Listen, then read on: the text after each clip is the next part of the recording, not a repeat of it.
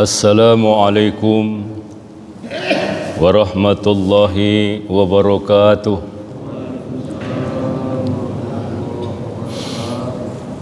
Alhamdulillah allazi arsala rasulahu bil huda wa dinil haq liyuzrahu 'ala ad-dini kullihi wa kafa billahi shahida. Ashhadu an la ilaha illallah wahdahu la syarika lah wa ashhadu anna sayyidana Muhammadan abduhu wa rasuluh allazi la nabiyya ba'dah. Allahumma salli wa sallim wa barik ala sayyidina wa maulana Muhammadin wa ala alihi wa ashabihi ajma'in, amma ba'du. Wa ya ayuhal jamaah rahimakumullah, usikum wa nafsi bitaqwallahu faqad fazal muttaqun. Summa qala ta'ala fi kitabihil karim, a'udzu billahi minasyaitonir rajim, bismillahirrahmanirrahim. Ya ayyuhallazina amanu taqullaha haqqa tuqatih wa la tamutunna illa wa antum muslimun. Summa qala ta'ala, ya ayyuhallazina amanu udkhulu fis-silmi kaffah wa la tattabi'u khutuwatis syaitan innahu lakum aduwwum mubin. Shadaqallahul azim. Bapak-bapak, ibu-ibu, para orang tua kami yang dimuliakan Allah, seluruh pengurus dan kemakmuran masjid beserta jajarannya yang sama kita hormati, hadirin wal hadirah, seluruh jamaah salat subuh rahimakumullah. Kembali kita bersyukur kepada Allah karena untuk kesekian kalinya kita bisa menghadiri salat subuh berjamaah di masjid yang kita banggakan ini. Semua itu tidak lain karena izin Allah Subhanahu wa ta'ala. Allah telah memudahkan kita untuk melakukan berbagai amaliyah kepadanya.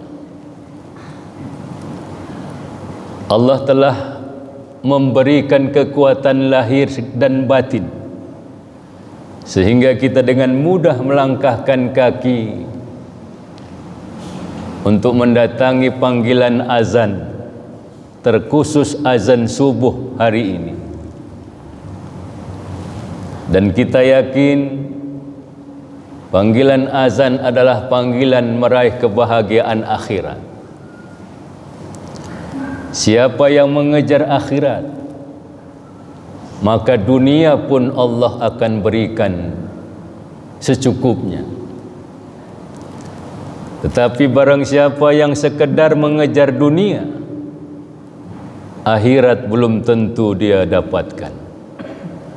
Maka orang yang cerdas adalah orang yang lebih mengutamakan kepentingan akhiratnya ketimbang kepentingan dunianya yang sangat terbatas ini. Akhirat adalah sesuatu kehidupan yang sangat abadi dan sangat kekal, sementara dunia bersifat fana atau sementara. Maka mari kita sempurnakan puji dan syukur kepada Allah dengan iringan salawat dan salam keharibaan junjungan Nabi Allah Muhammadun sallallahu alaihi wasallam. Allahumma salli wa sallim alaihi. Semoga kita mendapat syafaatnya di yaumil qiyamah. Amin ya rabbal alamin. Ini kira-kira kalau sudah dikasih snack di depan bapak ibu, kapan makannya ini? Kira-kira kapan makannya? Hah? Sambil dengarkan Ustadz? Ya, silakan, tidak apa-apa. Kalau gitu Ustadz pun perlu mengimbangi juga ya. Pak ibu makan, awak pun makan. Terakhir ngajinya, ngaji makan kita. Kalau mau dibawa pulang pun boleh, ya, boleh. Tapi kalau dibawa pulang sebiji kayaknya tanggung, ya. Kalau saya alhamdulillah ada 5 kayaknya yang bisa saya bawa pulang ini. Bapak Ibu jamaah rahimakumullah. Manusia hidup dalam 2 dimensi. Yang pertama dimensi jasmania, yang kedua dimensi rohania. 2 dimensi ini mengalami pertumbuhan dan perkembangan yang sama dalam proses kehidupan di dunia ini. Dimulai dari masa kita ketika lahir di bumi ini, di usia janin, bayi, kemudian mengalami pertumbuhan menjadi masa kanak-kanak,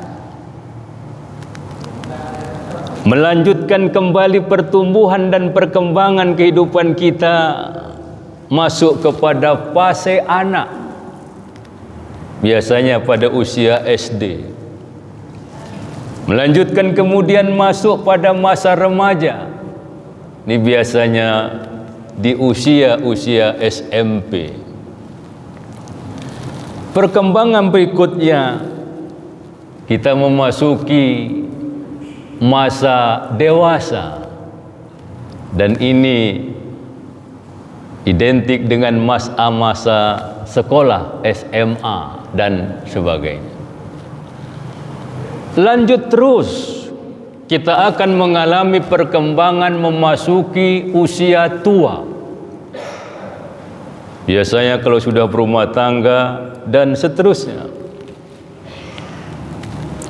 Setelah masa tua kita akan memasuki pada akhirnya tua juga, tapi ditambah bangka, ya, tua bangka. Betul Pak? Nah, itu tambahan aja itu. Ada yang tua renta, ada yang tua apa lagi Bu? Tua-tua keladi, ya, makin tua makin menjadi. Istilah tuanya itu.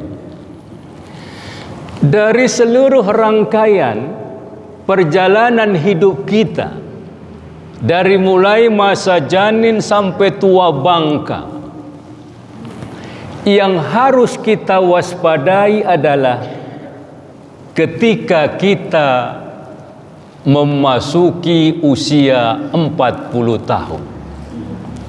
Ini yang harus kita jaga Bapak Ibu. Kenapa di usia 40 tahun harus kita jaga dan kita waspadai? Karena di usia 40 tahun itu adalah usia yang menjadi kunci, menjadi barometer sukses dan tidaknya kita melanjutkan perjalanan hidup ke depan. Bapak Ibu, seseorang yang sudah mencapai usia 40 tahun berarti akalnya telah sampai pada tingkat kematangan. Kematangan dalam berpikir, serta telah sempurna pemahaman dan budi pekertinya. Sehingga dikatakan bahwa secara umum tidak akan berubah kondisi seseorang yang sudah mencapai usia 40 tahun. Hal ini dijelaskan dalam tafsir As-Sa'libi dan tafsir Ibnu Katsir. Kalau saya perhatikan Bapak Ibu, rata-rata sudah di atas 40-an tahun. Kecuali yang masih bocil-bocil itulah yang ikut orang tuanya. Tapi secara umum ku tengok 40-an tahun, bahkan 50, bisa jadi ada yang 60 maupun 70. Ada yang bapak-bapak umur 70 masih nekat hadir kemari 70 tahun. Alhamdulillah ya. Iya. Jangan pula 70 tahun nekatnya ke warung aja. Ini yang nekat salah itu. Tapi kalau nekat hadir ke masjid, ini yang afdol. Ada ya 70 tahun? Ada ya? Alhamdulillah. Pak protokol umur berapa ini? 70 ada seperti ini? 40-an dibalik. Oh, masih mudanya. 64 ya Pak ya? Ibu-ibu ada yang 70? Ada ya? Wah, berani kali datang ke masjid sudah umur 70 tahun ya. Alhamdulillah. Dan As-Sa'libi menambahkan Bapak Ibu, sesungguhnya Allah menyebut umur 40 tahun karena ini sebagai batasan bagi manusia dalam keberhasilan maupun keselamatannya, kesuksesan maupun kegagalan. Ukurannya ketika seseorang memasuki usia 40 tahun. Ibrahim An-Naqai berkata, para salafus soleh, orang-orang soleh pada masa-masa sahabat dan setelahnya, mereka berkata begini Bapak Ibu, jika seseorang telah mencapai usia 40 tahun dan berada pada suatu perangai tertentu, maka dia tidak akan pernah berubah hingga datang kematiannya. Ini juga dijelaskan dalam At-Tabaqat Al-Kubra karya Ibnu Sa'ad. Maksudnya, biar lebih mudah memahami, kalau umur 40 tahun, baik laki-laki maupun perempuan, belum juga sadar, belum juga mau bertobat, belum juga mau ibadah kepada Allah, 40 seterusnya berat berubahnya. Biasanya begitu. Tapi kalau sudah masuk 40 tahun berubah tobat, menjadi orang yang alim abid lagi, insya Allah seterusnya akan dibimbing oleh Allah Subhanahu wa ta'ala. Tapi kalau sudah 40-an bengal, payah diatur dan dinasihati, berat ke depannya. Ini menurut pemandangan dari para salafus soleh. Dan permulaan munculnya kelemahan dan berkurangnya kekuatan adalah setelah seseorang memasuki usia 40 tahun. Bapak Ibu, di usia Bapak ni apa enggak Bapak rasakan kok kayaknya udah mulai lemah? Ya Bu? Kok kayaknya udah cepet letoy? Masih ingat kita waktu muda-muda dulu Pak ya? Apalagi baru pengantin baru, apapun yang diminta suami, apa yang diminta istri, suami pun semangat melakukannya. Kenapa? Masih baru menikah, masih segan takut sama mertua lagi. Kata istrinya, "Bang, kepingin kelapa muda." "Naiklah bang, kan ada di belakang rumah kita kelapa itu, pohon kelapa." Kata suaminya, "Siap deh." Suami pun naik pak. Dipetik 2-3 biji buah kelapa tadi, dia pun turun. Turunnya pun lebih cepat dari naiknya. Tapi kalau masa sekarang, umur 60 apalagi 70 tahun, istri bapak masih nyuruh bapak naik pohon kelapa. "Bang, naiklah pohon kelapa. Kayaknya kok kepingin kali awak makan kelapa muda." Ya namanya istri, anak cucu ndak ada di rumah, udahlah suami pun naik. Dipaksa-paksain, bisa, alhamdulillah sampai atas. Tapi giliran turun, bingung dia kayak manalah turunnya ini. Ada orang naik bisa, turun tak bisa. Itulah orang yang sudah tua-tua ini. Betul pak? Kalau bapak lah masih disuruh naik pohon kelapa, insya Allah bisa ya pak ya? Bisa lah. Bisa ngambil kampak, ditebangnya pohon kelapa itu. Kalau pak protokol, misalnya seng bocor, bisalah bapak memperbaiki naik di atas seng pak. Bisa nggak turun lagi. Kata anaknya, "Mak, ayah ngapain di atas?" "Entahlah, akal-akalan naik ke atas." Nunggu anaknya pun nggak sabar. Naik bapak itu karena bocor, musim hujan sekarang pak. Udah mulai masuk ber-ber kita. September, Oktober, November, Desember. Siap-siapkanlah ember kalau rumah bocor tuh. Kata mamaknya, "Sudah dari tadilah ayah kau tuh naik, kok nggak ada lah suaranya di atas tuh." Rupanya nggak bisa turun pak. Ini udah tua-tua, lemah gitu.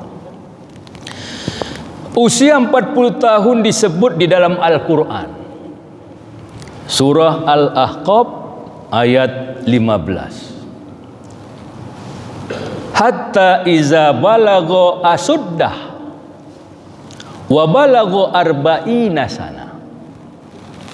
Dan apabila dia telah dewasa dan umurnya sampai 40 tahun, maka kedewasaan seseorang ketika mengalami kematangan cara berpikir serta kematangan mental spiritualnya, ketika seseorang memasuki usia 40 tahun.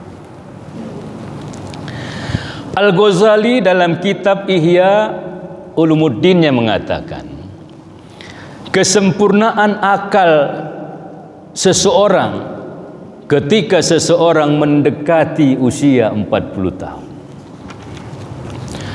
Usia 40 tahun akan mulai mengalami kekurangan kekuatan dan melemah sedikit demi sedikit.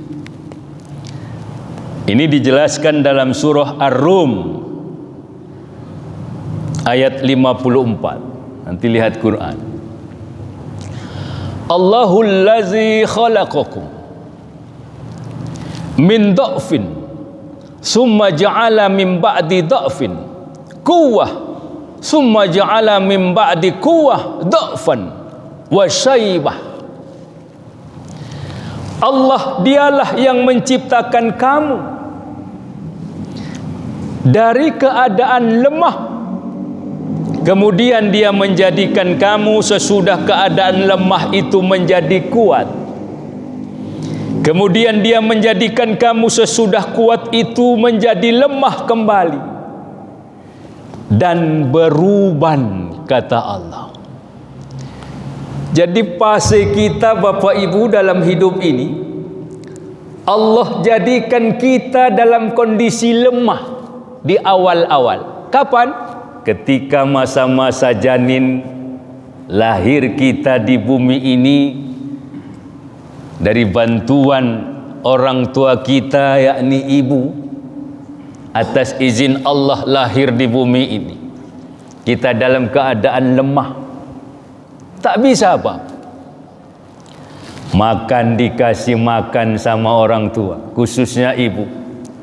Minum pun dikasih minum. Walaupun minum pakai air susu, ibu harus diajari cara minum. Masih ingat ibu ngajari anak dulu minum ASI, masih ingat? Masih. Bapak pasti enggak ingat karena bapak enggak ikut campur dalam urusan itu. Ya Pak? Itu khusus anak-anak yang masih bayi. Kalau sudah tua, enggak usah lagi dikasih itu. Kasih minum yang lain. Ya Bu? Orang yang cerdas senyum-senyum itu. Oh Allah, ya Allah, ingat pula masa dulu ayah. Tuh. Sesudah keadaan lemah, kata Allah, kami berikan kekuatan. Masuk usia SD, sudah pandai lari-lari kemana, main bola pun sudah bisa. Masa SMP, ngangkat-ngangkat benda-benda yang berat pun bisa. Ngangkat meja, ngangkat kursi. Udah SMA, ngangkat beras 1 goni pun bisa. Bapak masih ingat? Dulu masih muda-muda ngangkat beras kan masih kuat Bapak. Ya Pak?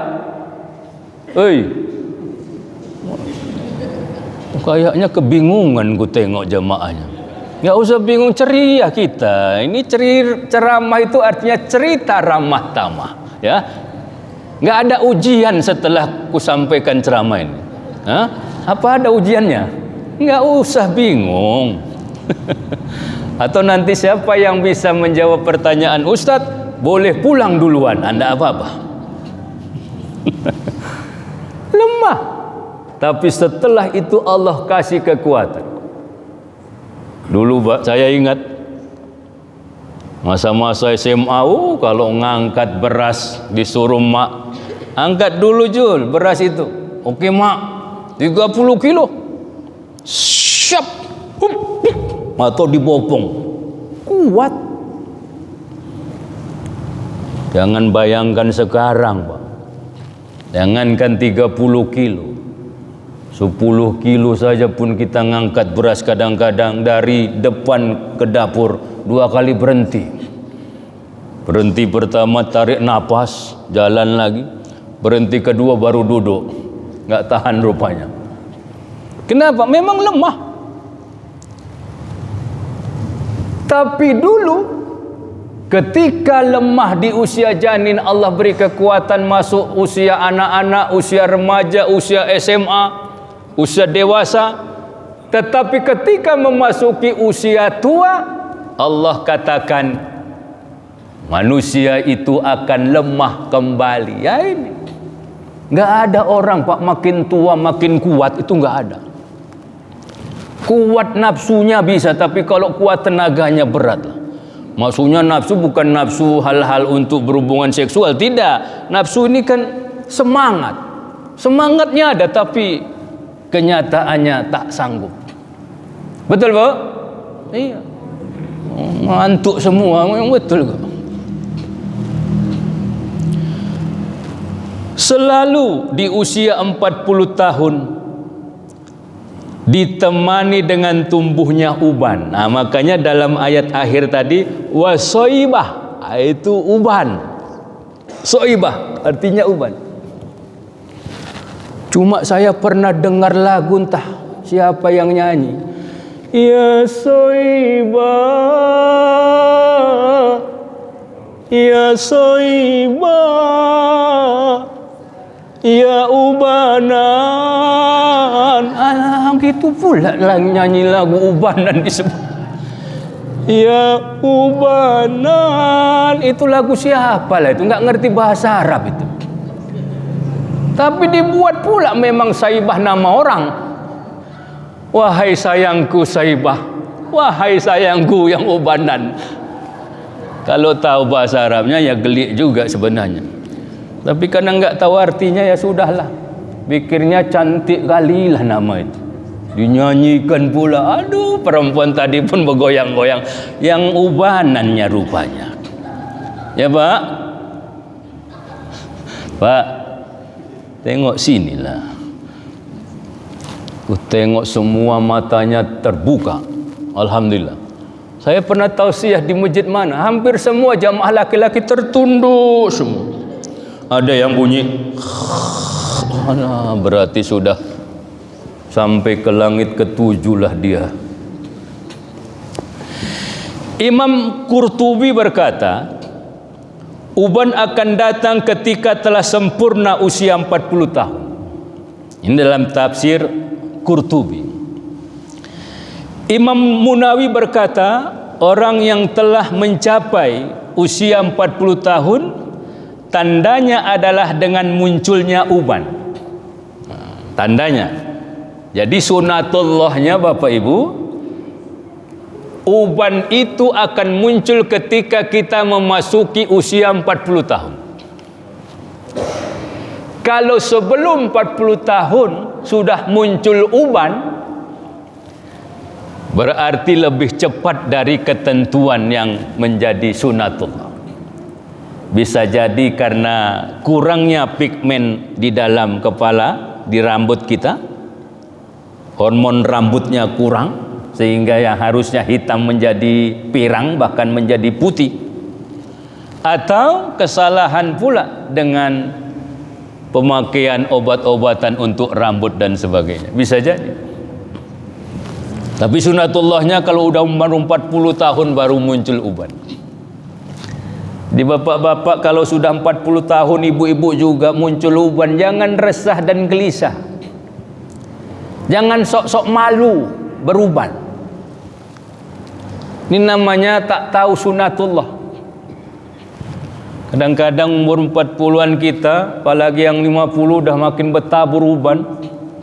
Bukan saja di kepala, di jenggot pun putih, kumis pun putih, ketiak pun ada yang putih juga. Mungkin semua sudah berserba putih. Maka kita ketika sudah masuk 40-50, kita sudah harus meninggalkan dunia hitam dan menuju dunia putih, ubanan tadi itu. Betul Pak? Iya. Jangan malu. Ini berkaca, hai, banyak pula lah ubanku ini, ya Allah. Cok, apa ya? Ambil pinset. Kenapa ya? Cabut dulu uban ayah. Ah, males lah ya. Udah, jangan takut kau, sebiji gopek ku kasih. Biji uban gopek dikasih ayahnya. Oh, barulah semangat si Ucok tadi nyabut. Dibabat habis. Bukan hanya yang putih, yang hitam pun dicabutnya. Karena sebiji gopek kalau kali 200 biji udah berapa? Berapa Bu? 200 biji tercabut uban tadi, sebiji gopek. Berapa jadinya?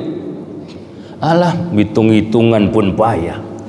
Hitung duit kalau enggak nampak memang payah hitung. Tetapi kalau udah nampak, tak perlu dihitung, langsung ngerti dia jumlahnya.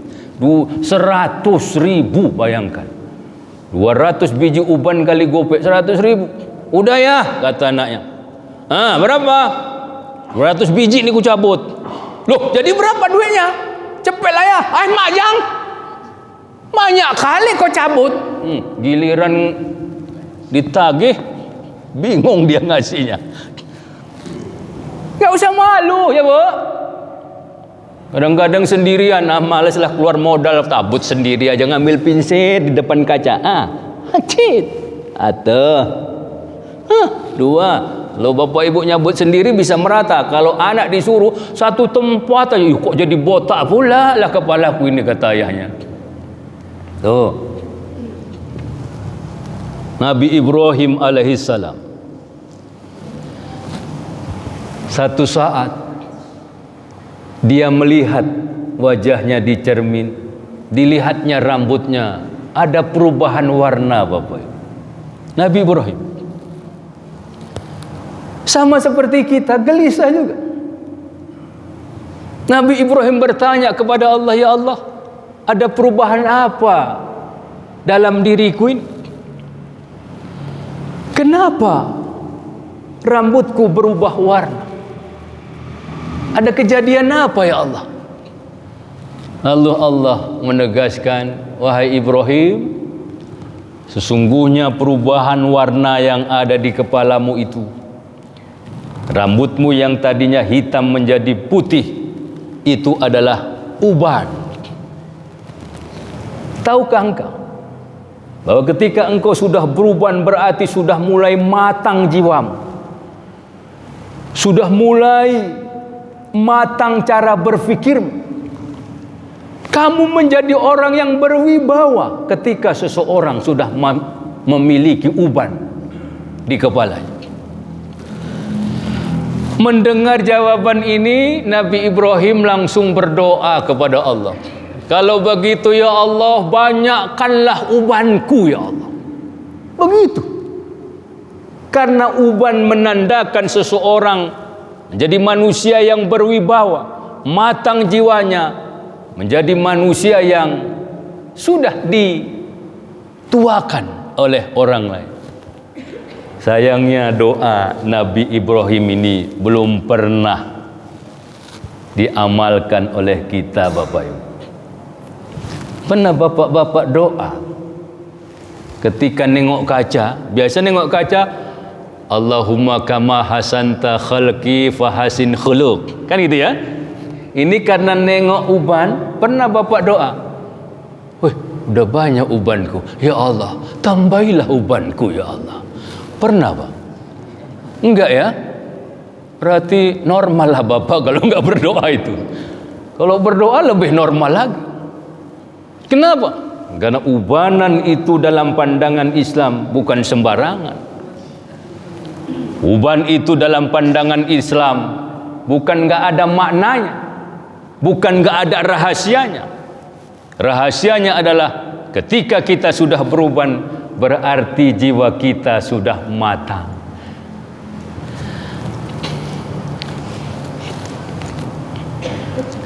Imam Qurtubi berkata lagi, uban datang pada saat usia dewasa dan ia merupakan tanda perpisahan dengan masa anak-anak.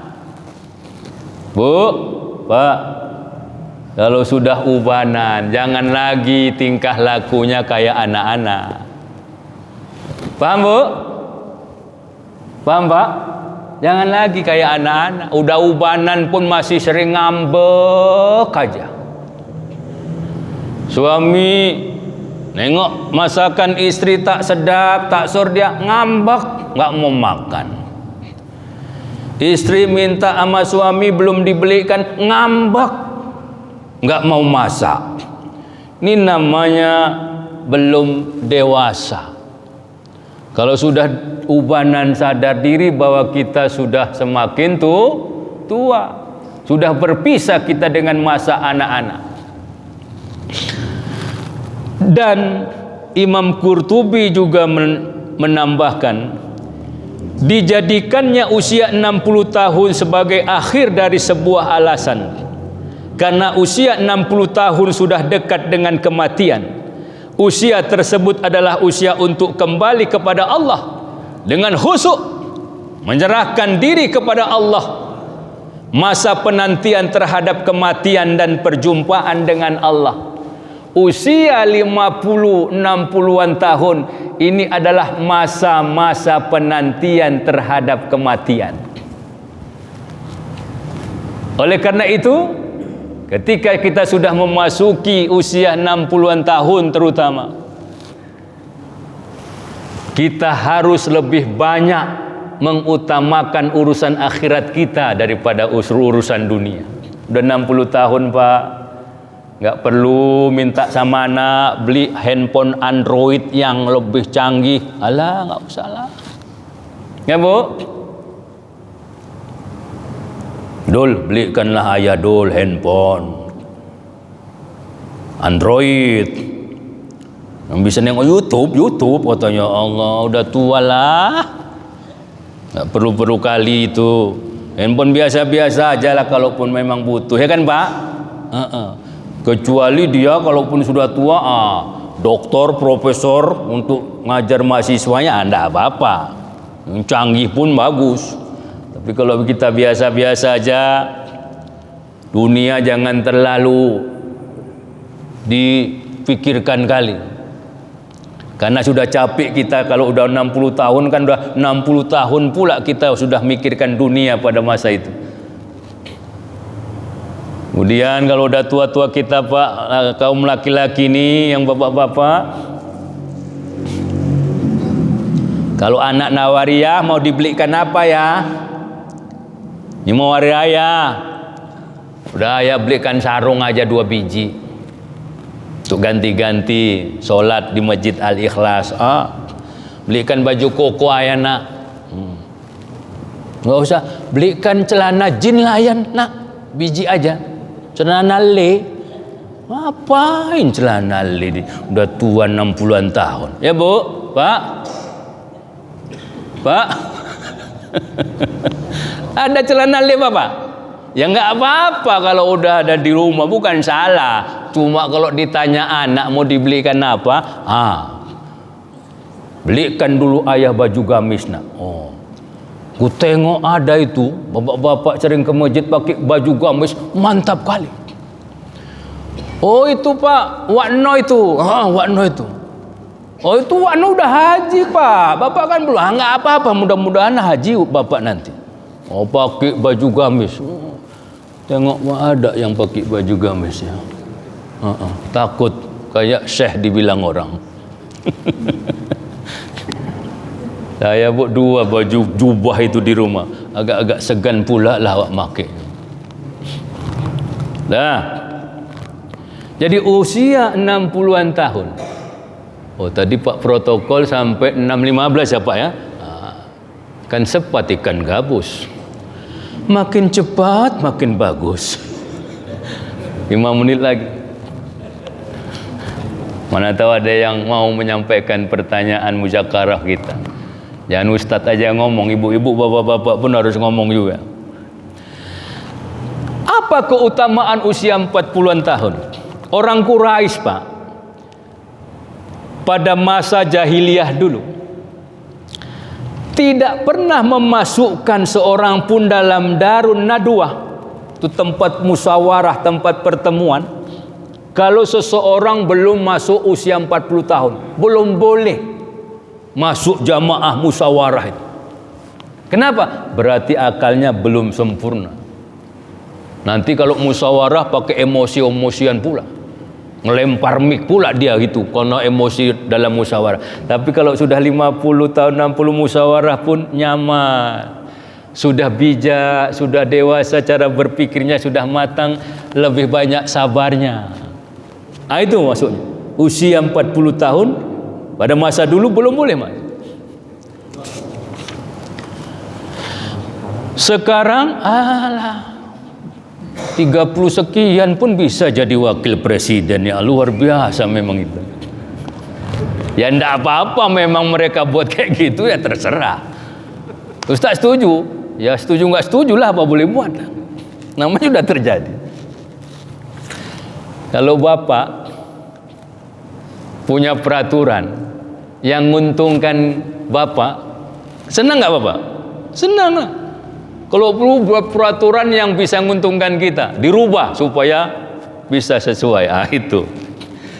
Kemudian suku Cina,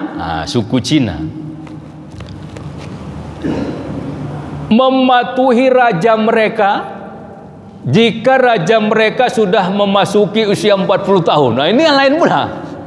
Kalau rajanya masih 37 tahun, 39 tahun, belum dituruti aturan rajanya. Nah itulah orang Cina ini 40 baru diikuti. Rajanya berarti sudah bijak. Nah, terserah ibu bapak lah.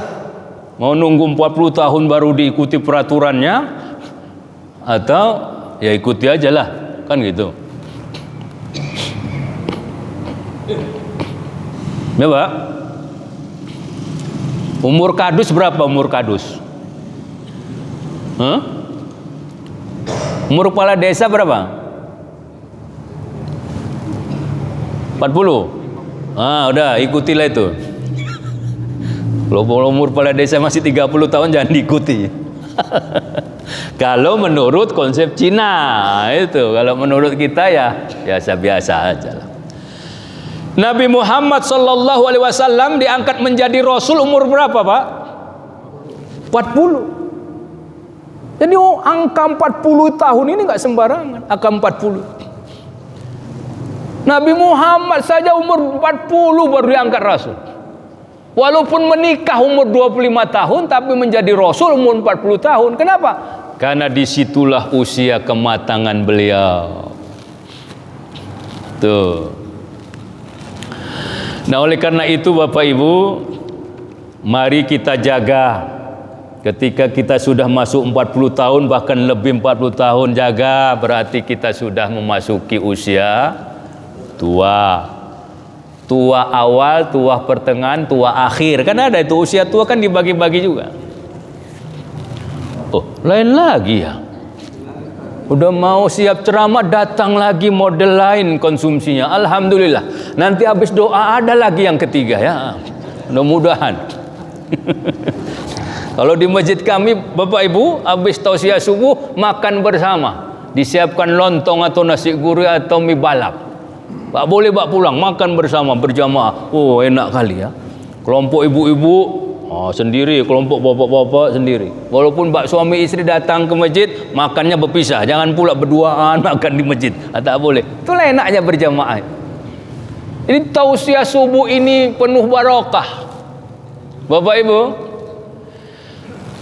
orang bisa datang sholat subuh ke masjid ini perjuangannya luar biasa, Bapak Ibu. Apalagi datang sholat subuh hari Ahad, kemudian dengarkan tausiah subuh, ini perjuangannya luar biasa. Makanya BKM harus ngasih penghargaan kepada jamaah yang datang. Iya, kasih penghargaan bagaimana? Siapkan konsumsi, keluarkan dana. Kenapa rupanya? Ini kadang dana diinformasikan, uang kasita sampai hari ini 125 juta. Oh, bangga pula. Kamar mandinya legitnya, na'udzubillah min zalik. Ini kan parah itu. Mau untuk apa uang dikumpul-kumpul disimpan di bank? Yang punya bank senang kali lah, umat Islam semua nabung di bank. Masjidnya terlantar. Makanya untuk pengurus BKM, ini bukan ngajari, cuman ngingetkan aja. Apa yang dibutuhkan masjid, beli. Apa yang dibutuhkan, keluarkan dana. Itu nggak perlu uang kas banyak-banyak. Kemarin saya khutbah Jumat di masjid, tabung infak kita sampai hari ini berjumlah 400.000 rupiah. Tuk, awak ya Allah, kayak mana awak dikasih amplop nanti 400.000 pula. Itu orientasi dunia. Urusan BKM ngapain Ustaz mikirin? Yang mikirin tuh BKM. Tapi kemudian infak masyarakat, kemudian infak almarhum ini naik 1.200.000 lumayan. Kemudian dikeluarkan untuk ini sisa infak 300.000 rupiah. Aduh, balik lagi. Oh, di sini berapa, Pak? Saldo akhir kita. Oh, itu kayaknya ya, bukan? Ramadan aja 120 juta itu. Alhamdulillah, enggak apa-apa 18 juta lagi. Apa yang dibutuhkan beli. Oh, ini kayaknya jamaah bapak-bapak kalau sholat nggak sanggup berdiri, belikan kursi duduknya. Ada, alhamdulillah. Karena ada di masjid lain, Pak, jamaah bapak-bapak ke masjid bawa kursi sendiri. Bawa kursi sendiri. Sampai di masjid letakkan di ujung, duduk dia. Aku batin, ini bapak ini jalan bisa ngangkat kursi, bisa sholat, kok duduk pula lah dalam hati. Rupanya dia cuma nggak bisa berdiri. Jalan bisa, berdiri yang tak bisa. Ada bapak-bapak pun banyak yang berdiri tak bisa ya Pak ya. Tak bisa lagi berdiri bapak itu, ya Allah. Udah duduk aja bawaannya. Udah tua-tua, berdiri pun payah. Berdiri kan bisa banyak tafsirannya ya Pak. Yang mana yang berdiri sebenarnya kan gitu, bapak itu pasti bertanya, yang mana berdirinya ini sebenarnya? Ini ustadz aneh yang datang ini. Kita lanjutkan sikit lagi. Oh, udah lewat. Baik Bapak Ibu, silakan kalau ada yang mau bertanya. Kita 6:30. 6:30 berhenti. Setelah itu doa setelah solat, setelah doa semua, kita kan bisa sempat lagi solat Isra ya. Ada ustaz sampai jam 7 diempat tausiahnya. Ya Allah, udah matahari tinggi kali, waktu duha masuk. 6:30 masih bisa. Salat Isra udah waktunya kalau itu.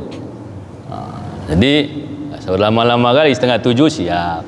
Tausiah ini Bapak Ibu, ustaznya pun harus dibatasi. Kadang ustaz itu ngomong ngalor gitu sampai nggak ketulungan.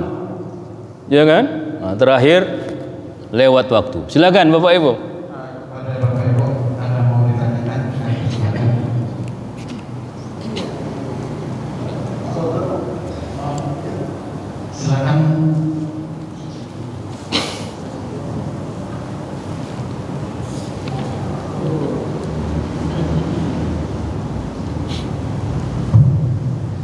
Assalamualaikum warahmatullahi wabarakatuh. Waalaikumsalam. Langsung saja Ustaz, tadi pembahasannya masih tentang uban berarti. Jadi yang saya tanyakan adalah apa hukum mencabut uban. Kemudian ada orang yang mengubah uban menjadi warna merah atau apa gitu. Nah itu satu pertanyaan. Mencabut uban makruh ya. Tidak haram tapi makruh. Makruh itu kan sesuatu yang tidak baik. Tidak baik juga untuk kesehatan kita. Karena ketika dicabut mengganggu saraf-saraf di kepala. Beda dengan digunting atau dicukur. Bagus daripada bapak-bapak cabut uban, cukur aja semua. Botakkan. Kemudian mewarnai rambut. Yang tak boleh mewarnai rambut apabila kita sudah tua-tua ini diwarnai dengan warna hitam. Itu tak boleh. Ada yang bilang makruh tapi sangat keraslah larangan. Kenapa tidak boleh lagi usia 60 tahun atau 50-an ke atas mengecat rambutnya dengan warna hitam? Menipu diri, membohongi diri, mau tampil beda seolah-olah, rambut Uwa ini awet ya, hitam terus padahal umurnya udah 60 tahun. Nokoh itu. Udah disemirnya itu. Si disemir tiap bulan, istrinya pun bosan nyemirkannya suaminya itu. Tak boleh. Tengok itu Hatta Rajasa itu. Putih semua, slow aja deh. Apalagi jadi menteri, ya slow lah. Kerja bangunan putih semua dibilang tua kali. Wah ini padahal masih belum banyak kali umurnya, nggak apa-apalah. Ya Bu, kenapa laki-laki kadang lebih cepat tumbuh uban? Ini menurut Imam Munawi ya. Rasa ketakutan akan mewariskan uban sebelum waktunya. Kesusahan kita membuat cepat muncul uban. Kesusahan kita. Maka orang kaya dengan orang yang susah itu kan beda tampilannya. Orang kaya klimis ya kan, cerah mukanya, kemana-mana duitnya banyak. Kalau kita yang agak-agak susah ya cepet tua, ya kan? Kadang-kadang jumpa taman kawan SD, apa kabar bro? Baik alhamdulillah. Nampak tua kok bro ya? Kayak mana lah? Kerjaku galas terus, kayak mana mau nggak tua? Ente kan enak lah di ruang AC, mobil-mobil. Memang kehidupan mempengaruhi cepatnya muncul uban. Kemudian sebab kegundahan dan kesedihan seseorang akan mempercepat datangnya uban. Ya, muncul kesedihan, muncul uban. Imam Ghazali berkata uban itu muncul disebabkan kesedihan dan rasa takut yang sangat dalam hidupnya. Ini nanti ada jawabannya bagi ibu-ibu. Termasuk penyebab cepatnya uban datang adalah karena tidak adanya kecocokan jiwa atau tidak adanya rasa kasih sayang dalam rumah tangga, apalagi dalam kehidupan berkeluarga. Ini pun bisa. Ibnu Arabi menyebutkan sebuah syair tentang sebab cepatnya uban mendatangi kita sebelum waktunya, yakni karena istrinya yang berakhlak jelek dan gampang marah. Jadi suami kalau selalu dimarahi istri, cepat muncul uban itu. Si dimarahi aja, salah aja. Habis gajian pun masih dimarahi. Rupanya kurang gajinya dikasih. Jadi sebenarnya yang membuat suami itu sukses dan keblangsat ataupun gagal ya istri. Udah kadang di kerjaan dibodoh-bodohi sama bosnya, sampai rumah dibodoh-bodohi istrinya pula. Itulah abang, bodoh kali pun abang. Ya Allah. Padahal suaminya tamat SMA, istri tamat SMP, bodohi pula lah yang tamat SMA daripada. Marah aja kerja. Nggak ada kawan saya. Kalau kami datang, ya Allah tutup telinga, marah aja istrinya. Ku tengok rambut kawanku tuh putih semua. Iya, baru tahun 71-nya paling lahir. Sama saya imbang. Saya 72 Bapak Ibu. Umur saya sekarang memasuki usia 53 tahun. Tapi alhamdulillah lah, nggak kalah sama usia yang 25 tahunnya. Kalau masalah kenapa? Karena istri jarang marah. Malah aku yang sering marah sama dia kan gitu. Oh, suami dimarahi istri aja ubanan. Iya, janganlah sering marah-marah ibu. Kalaupun nggak senang sama suami, ya disindir aja lah. Sindir, jangan dulu dimarah. Karena seorang istri yang marah kepada suaminya durhaka ya. Nggak boleh marah. Suami boleh marah. Iya, suami boleh marah pada istrinya kalau istrinya nggak benar. Kalau istri berbuat dosa, suami kena juga hukumannya. Tapi kalau suami berbuat dosa, istri nggak kena. Iya betul. Makanya suami berhak meriksa handphone istri. Istri tak boleh meriksa handphone suami. Nah, itu pula gajinya gitu. Dek, nih tengok nol handphonemu. Oh aman, ya. Handphone abang? Oh tak boleh. Ini privasi suami. Karena suami berbuat dosa, istri tak tanggung jawab. Tapi istri berbuat dosa, suami kena. Kenapa? Karena suami bertanggung jawab mendidik istrinya. Hati-hati. Tapi sayang Pak, banyak juga suami cepat meninggal gara-gara istrinya Pak. Iya. Padahal yang sering marah suami, istri. Suami cepat meninggal. Oh, Ustadz kok ngomong gitu? Ustadz kok bisa ngomong gitu? Pak, survei. Kalau diundang anak yatim piatu, ini kita survei di kampung kita. Diundang anak yatim piatu, 45 anak yatim, 5 orang anak piatu.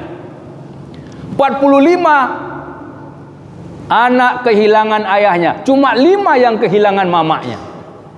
Loh, kenapa suami lebih cepat meninggal ketimbang istri? Ya itu tadi.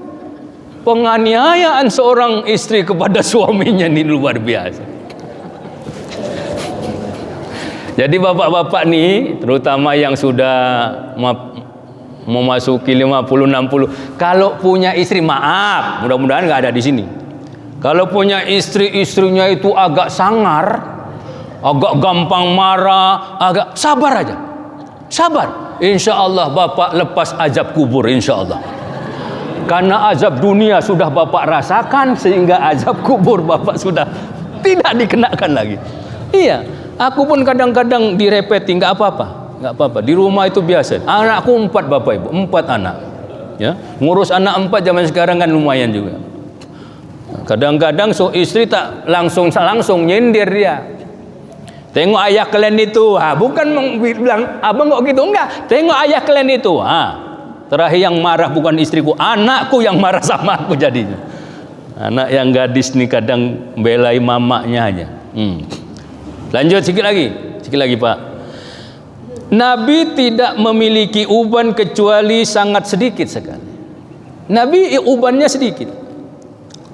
Anas bin Malik mengatakan, pernah menghitung, karena Anas tinggal di rumah Nabi sebagai asisten rumah tangga Rasul. Ubannya ketika dihitung itu, satu riwayat mengatakan ada 14 helai uban Nabi. Itu pun muncul uban Nabi ketika Nabi menerima wahyu yang cukup berat. Wahyu yang membicarakan tentang hari kiamat, tentang neraka. Berat Rasul rasa wahyu ini sehingga sampai muncul uban. Kalau kita muncul uban, berat juga menghadapi tantangan hidup ini. Ya kan Pak? Ya. Ada bapak-bapak yang umur 50-an belum beruban. Bapak maaf, umur berapa Bapak? 30. Pantaslah belum ubanan, ku tengok hitam semua. Aku pun heran, Bapak ini kok enak kali nggak beruban. Ku tengok-tengok, oh masih 30. Beda 23 tahun sama saya. Tapi kalau duduk berdekatan belum kalah sama-sama Bapak ini saya tengok. Walah, air laut asin sendiri. Ya Bu, itu saja ya Pak ya. Jadi itunya. Tak boleh nyemir hitam.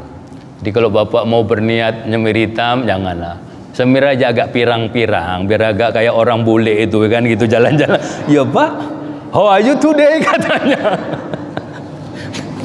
Ada ibu-ibu yang mau nanya? Enggak ya? Ada? Nah, kalau enggak ada kita tutup doa. Kalau ada satu lagi. Ada? Oh ya.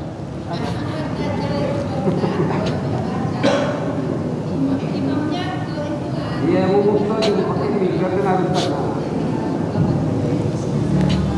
Assalamualaikum warahmatullahi wabarakatuh. Waalaikumsalam. Waalaikumsalam. Ustaz, surat Dajjal itu saya baca agak lama, imamnya kecepatan, begitu dia zikir, saya belum siap. Kalau kita mau sekali lagi kata, buat Surat Dajjal. Surat Dajjal. tolong sampaikanlah apa kata itu tuh. Allahumma inni a'udzubika. A'udzubika min hamayati syayatin wa a'udzubika rabbi ayahdurun, gitu maksudnya. Bikin Bu. Imamnya cepat, Ustaz.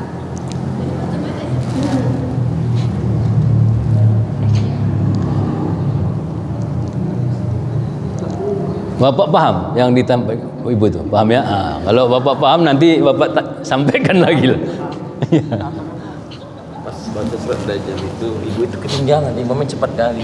Oh, Jadi kayak mana hukum? surah Dajjal. Baca tadi. Oh, bukan surah lah itu namanya, doa. Doa. Jadi, imam kalau cepat, ibu ketinggalan. Jadi hukumnya gimana? Bu, kalau kita sholat berjamaah, mutlak sepenuhnya imam yang bertanggung jawab.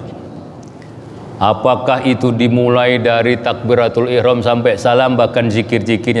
Zikir bersama ustadz ini bukan kewajiban.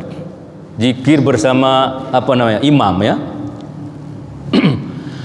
Tugas kita mengikut imam dari takbir sampai salam, sholat. Tapi adabnya kalau kita mau bergerak, tunggu imam sampai memutar arah. Kalau imam tak memutar arah, kita tak boleh bergerak dulu. Itu adabnya. Dan imam juga harus tahu ilmunya. Ini kadang imamnya tak bergerak-gerak menghadap ke kiblat. Allahumma anta. Ini imam kurang paham kajinya. Ya kan? Awak pun nunggunya. Terakhir, lantaklah situ, aku ada perlu kok. Imam ditunggu nggak gerak-gerak, asyik lurus saja, kapan bengkoknya. Ini namanya nggak paham. Nah, itu jadi ibu nggak usah repot, udah tanggung jawab imam. Ibu sesuai yang kesanggupannya aja, apa yang ibu baca sesuai kemampuan ya. Dah gitu aja. Baik, demikian, mudah-mudahan ada manfaatnya. Mohon maaflah atas segala kekurangan.